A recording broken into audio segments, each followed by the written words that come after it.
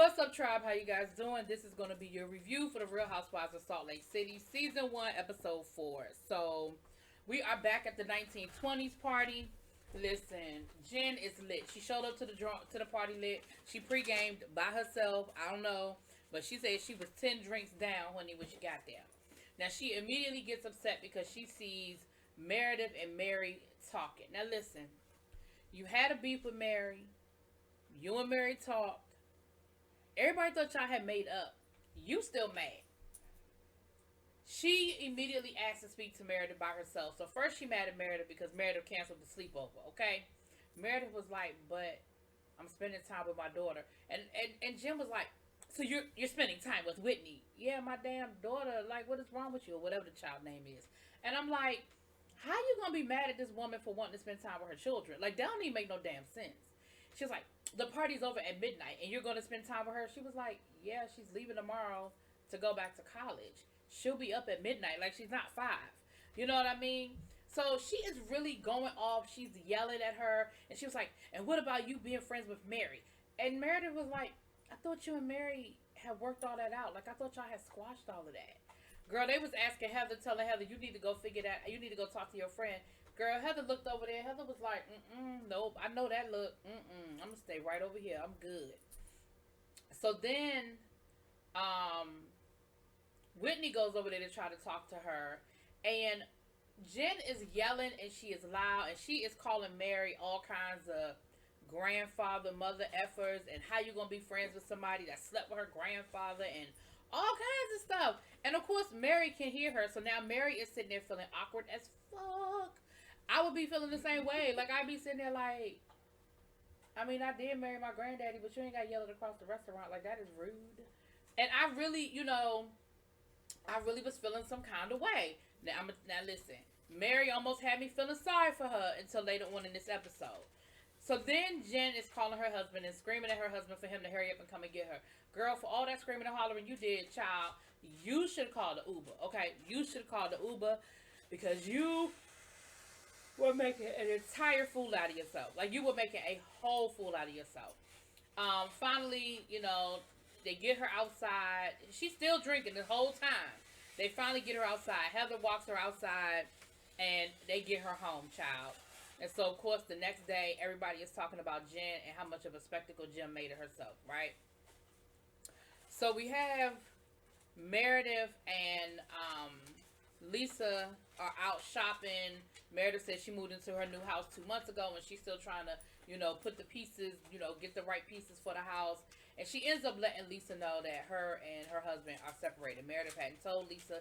She said, hey, me and our families are very close. I know Lisa would have been upset by it. And she said, well, Lisa, asked Lisa who else knew. And she said, well, Jen knows. So I'm thinking, Jen, you know that Meredith is going through a separation, yet you have a problem with the fact that Meredith wants to spend time with her kids? Like, girl, how selfish can you freaking be? Anyway, so Lisa goes to go meet up with Mary. And Mary says, listen, I really want us to sit down and talk and really try to figure out and get to know each other better and hash out whatever problems we have. But I really don't know if I should invite Jen. And she said, I'm kind of damned if I do, damned if I don't. If I don't invite her, then it's going to be you didn't invite me to your party. If I do invite her and she showed up with an attitude, then I got to deal with that. She was like, so I really just don't know. Like, I'm just not sure what I should do. Then we get another glimpse at her son. Listen, y'all. I'm not one to label nobody. But her son decided that he no longer wants to be a brain surgeon, which I'm sure he probably never wanted to be a brain surgeon. Mary wanted him to be a brain surgeon. And now he wants to be a fashion designer, which is not a problem, okay? I was cool with that. He done bought his girlfriend a chinchilla. Yes, I said a whole chinchilla. A chinchilla. A chinchilla. Now, it sounds like him and the girlfriend have been dating for about a year because we're through Christmas. And for Christmas, he got her a Prada bag. For her birthday, he bought her a puppy. And for Valentine's Day, he bought her a chinchilla. Now, first of all, I need to know what kind of damn allowance this boy gets because he is 17 years old.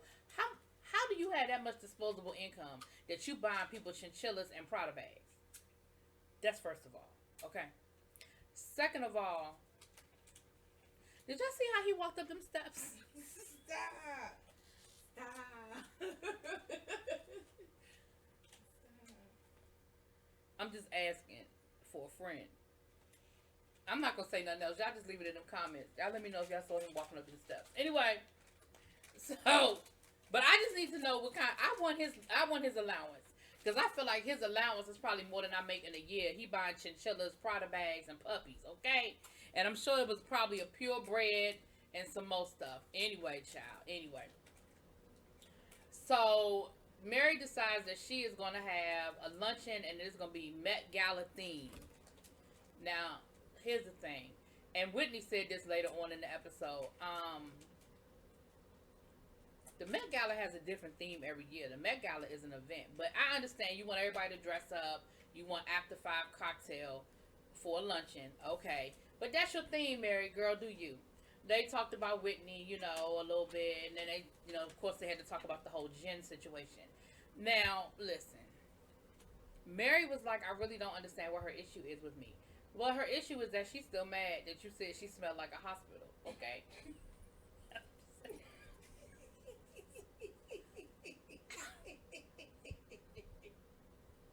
I don't understand why she's still mad, but she is clearly still upset about the fact that you told that woman she smelled like she was in, I don't know. But either way, you know, so they talked about that. So then we have Heather and Jen. And I'm going to give Heather credit. Heather tried to get that girl some good stuff, right? Heather tried to let that girl know, let Jen know, listen, you were out of control and you were doing way too much, okay? Team too much. But at the end of the day, Heather is still her friend, so she didn't give her too much. And Jen, you know, started going off. And see, then we got to the bottom of the problem. Here's what the bottom of the problem is. Jen is lonely. She said it was the anniversary of her father's death, you know, which certainly I cannot tell nobody when and how to grieve, right? But we also found out that her and Sharice's situation, you know, she said basically, I'm lonely. I admit it, I'm lonely. I put on a good front, I smile, but at the end of the day, I'm lonely. And then we found out that when her father died, her husband didn't even come to the funeral with her. He was at a football game. Now, I get it that he's the coach, okay? But just like any other job, you get bereavement. And if your father-in-law, y'all been married for 28 years. When your father-in-law dies, even if y'all didn't get along and y'all wasn't cool, you can't be there for your wife. I felt like that was a lie. And she said that I don't think he understands how much that hurt me. But I feel like that's something that he needs to understand. Like that, y'all need to get into some therapy or something because that was a lie. Now, a couple of things went down in this episode, in this scene that I really wasn't feeling.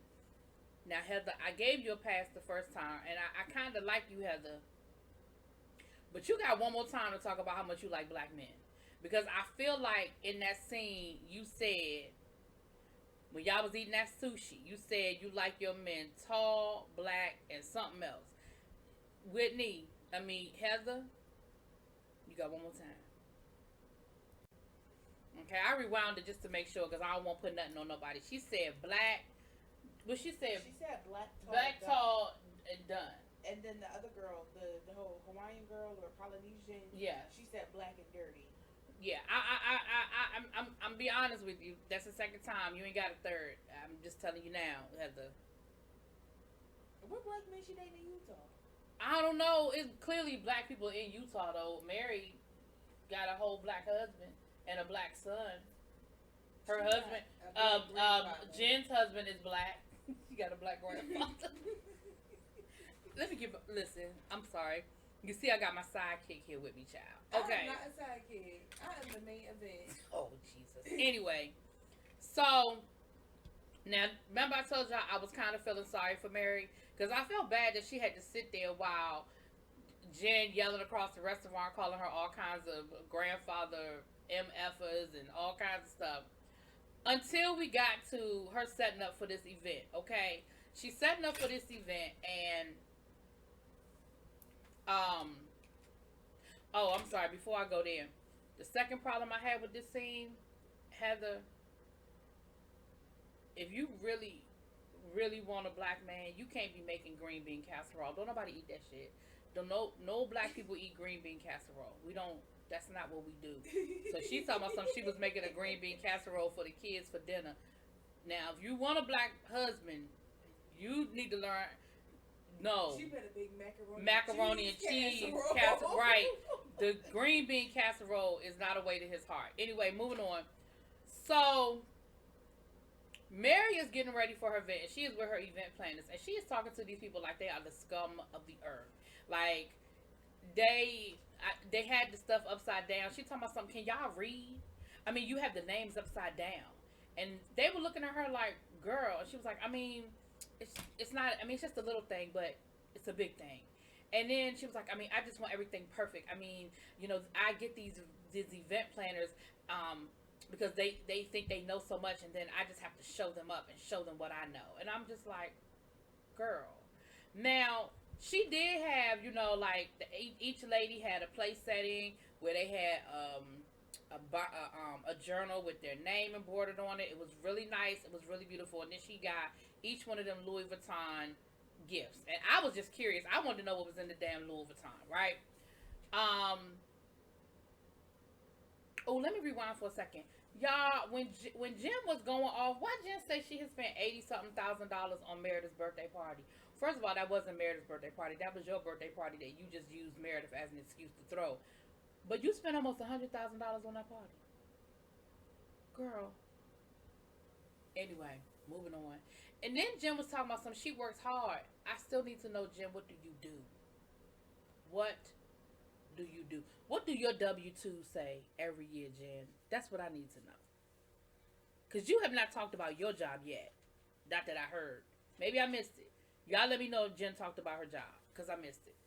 Anyway, Mary is one of these people that has to let you know everything she spent, how much she spent, and what everything is. Everything she gave, she said, I want you to take this Versailles pen, and I want you to write down your something about you that you don't already know, as people were coming in. So she had the name drop on the pen.